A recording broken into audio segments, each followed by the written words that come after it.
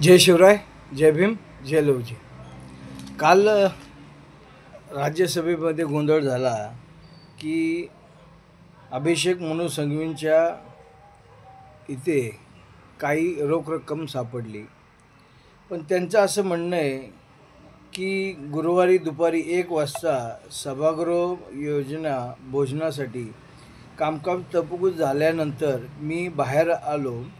अयोध्या प्रसाद यांच्यासोबत चहापानानंतर मी संसदेच्या परिसरातून बाहेर पडलो. राज्यसभेत मी केवळ 3 मिनिटं होतो. आता तर प्रत्येक खासदाराच्या आसनात कुलूप लावण्याची आवश्यकता आहे. या प्रकाराची चौकशी व्हावी. या प्रकाराशी माझा संबंध नाही, असं अभिषेक मनु संघवी यांनी सांगितले. आणि JP नड्डा यांनी सांगितलं की आता प्रत्येकाची चौकशी व्हावी. तर माझं असं म्हणणं आहे की त्याच वेळेस माननीय लोकसभेचे विरोधी पक्षनेते राहुल गांधी, प्रियांका गांधी हे तिथं आंदोलन करत होते.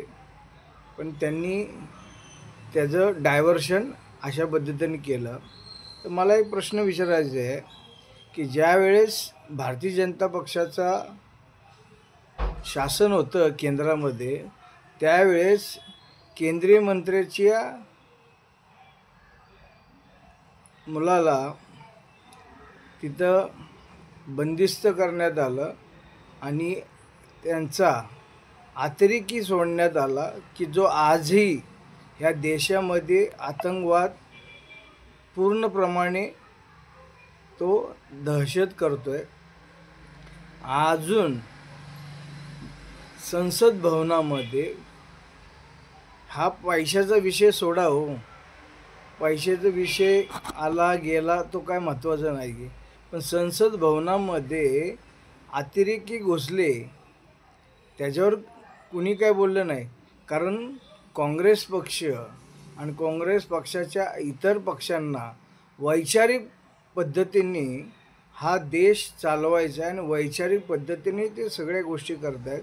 पण हे फक्त आणि फक्त देशामध्ये कसं विभाजन होईल, देशामध्ये कसं विघटन होईल हे फक्त बघतायत. पण ह्या गोष्टी पहिल्या होत नव्हत्या. जसं राजीव गांधींनी जेव्हा माननीय माजी पंतप्रधान भारतरत्न वाजपेयी साहेबांना त्यांनी त्यांची शस्त्रक्रिया करण्यासाठी त्यांनी त्यांना अमेरिकेत नेलं, त्यांची शस्त्रक्रिया केली. पण त्यांनी त्याचा बोलबाला केला नाही. ते हयात असताना त्यांनी बोलले नाही, ना काँग्रेस पक्षाकडनं त्याचा कुठं बोलबाला झाला नाही. परंतु वाजपेयी साहेबांनी त्याची वाच्यता केली. हे पहिल्याचं राजकारण होतं. आता संडास बांधलं तरी त्याचा गोलबाला होतो. त्यामुळे हे असलं राजकारण ह्या जनतेला नको आहे. त्यामुळं असलं घाणेरडं राजकारण बंद करा. गोरगरीब जनतेला सगळं कळतं आहे. त्यांना फक्त 2 टाईम व्यवस्थित अन्न धान्य सगळं मिळावं आणि सगळ्यात महत्त्वाचं त्यांना रोजगार मिळावं, हे लक्षात ठेवा. जय भीम, जय लवजी, जय महाराष्ट्र.